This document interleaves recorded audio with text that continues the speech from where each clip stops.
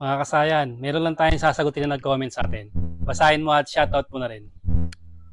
Shoutout kay Marco Geroche. Good AM kasayan, yung capacitor na nilagay ko sa motor ko kahit walang battery namamatay yung motor. Kapag inon ko yung headlight, meron naman po siya relay at battery operated na. Pero kapag battery talaga lagay ko, hindi namamatay yung ilaw ko. Kapag inon ko, salamat. Tanong lang po kasayan, walang battery yung motor ko tapos capacitor lang nilagay ko na 3,300 UF 25 volts. Kapag paandarin ko yung motor tapos on ko yung ilaw at signal light, namamatay yung motor, ano yung problema? Sana masagot kasayan. Ito siya kasayan na, ito muna yung unang sample natin. Bali, dalawa yung sample natin na isang maliit na capacitor at isang medyo malaking capacitor.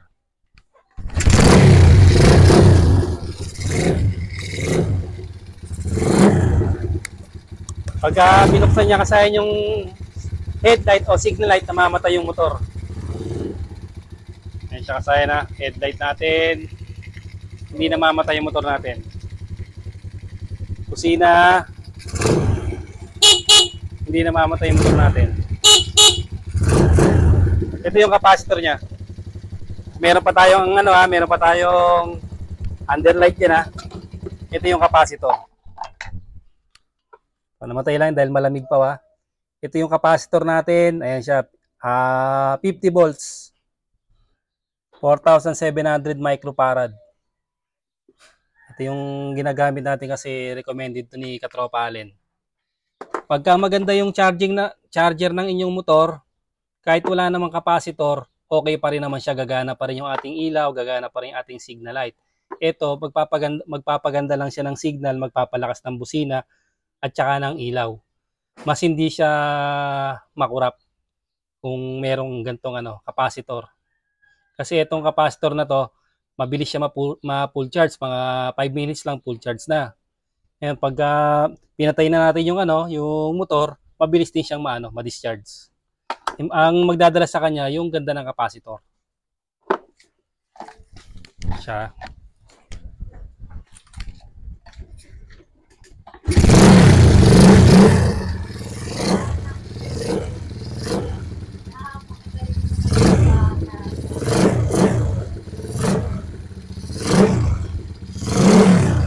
Halimbawa naman, yung kanyang minor mababa, pag nagbukas siya ng ilaw, biglang lalong bumababa yung kanyang minor.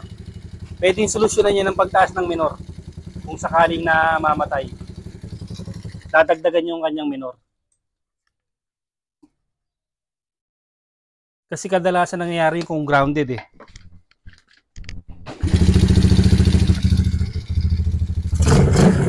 Pagbukas ng headlight, bukas yung headlight natin ha. Ayan siya. Dagdag ng konting minor. Basta walang problema yung wiring, walang magiging problema diyan. Na may ilaw at may headlight tayo diyan, may busina pa tayo.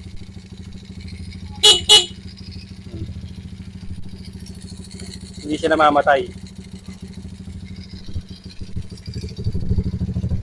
Kung may mali sa wiring, maaaring mamatay yung O kaya pagka naglalagay siya ng battery, full charge yung battery, okay siya, pero pagka na-lobat yung battery, kung mahina mag-charge, meron din ang mangyayari, mamamatay din. Ito, dito naman tayo sa kabila. Pag pumunta naman tayo sa kabila, mas maliit na yung capacitor niya. Nababasa mo pa ba? Tingnan mo, mababasa mo pa to. Kabila. Tingnan mo kung anong siya. Ito to yan. I-zoom mo para makita mo kung ano yung nakalagay na spec sa kanya. Yan na, mas maliit yan ha. Mas maliit na capacitor kumpara dito. Ito. Mas maliit ito ha. Yan, subukan natin. Ito, nakailaw pa to ha. Nakailaw pa yung natin ha. Nakailaw din sa tapos may busina pa yan. Malakas pa yung busina, capacitor lang siya ha. Ito, capacitor lang din. On natin.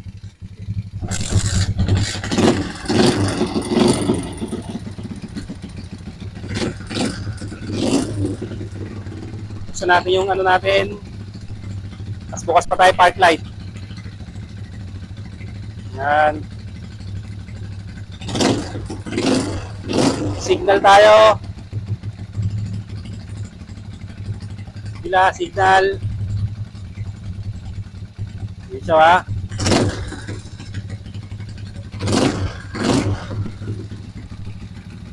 Mini driving light tayo. Naka-signal light ha. Mini driving light. Ayun siya kasaya no. Hindi namamatay. Dito, tutong mo rito.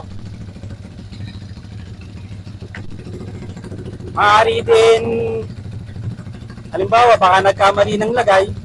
Ito siya. Ang pinaka-positive nito, yung walang line. Lalagay natin sa kulay red o plus sign. Tapos yung may lining, ito ang negative. Lalagay natin sa negative o kulay black. Ayan siya. Ayan, maliit lang siya. Maliit lang yung pinaka-capacitor natin. Pero okay siya. Ito, may relay dito. Ito. Ayan o. Meron din siyang relay. Pero hindi siya namamatay. Ayan, makita nyo tuloy-tuloy yung ano. Passing light pa.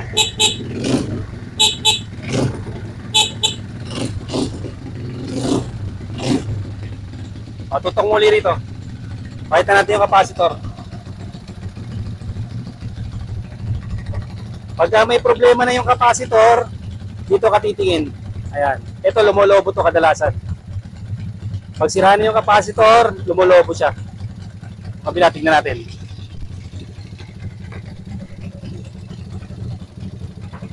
Ayan siya, ayan o. Lolobo yung kasahin. Pag sira, ibig sabihin, mga okay yung capacitor. Baka mamaya, may problema rin yung capacitor mo. Baka sira yung capacitor. Kaya pag mag-iilaw ka, namamatay din yung ano. Dahil wala nang voltaheng nakukuha. Pero sabi ko nga sa inyo, kung nakakondisyon yung wiring nyo, okay yung regulator rectifier, hindi mamamatay yung motor kahit wala pa siyang capacitor. Ito, magpapaganda lang to ng busina, ng ilaw, at saka ng ating mga signal light. Mas maganda yung ano niya. Meron pa rin tayong busina. At malakas pa yung ilaw natin. Ayan, katulad din yan, naka-mini driving light pa tayo. Tapos naka-signal light. Hazard.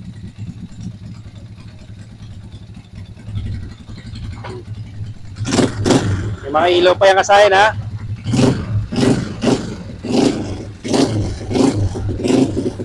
Bali kasahin, maaaring sira yung ano mo, maaaring sira yung capacitor mo o mahina mag-charge yung iyong motor, mahina yung regulator rectifier. Ganito lang mga kasayan. Salamat sa panonood.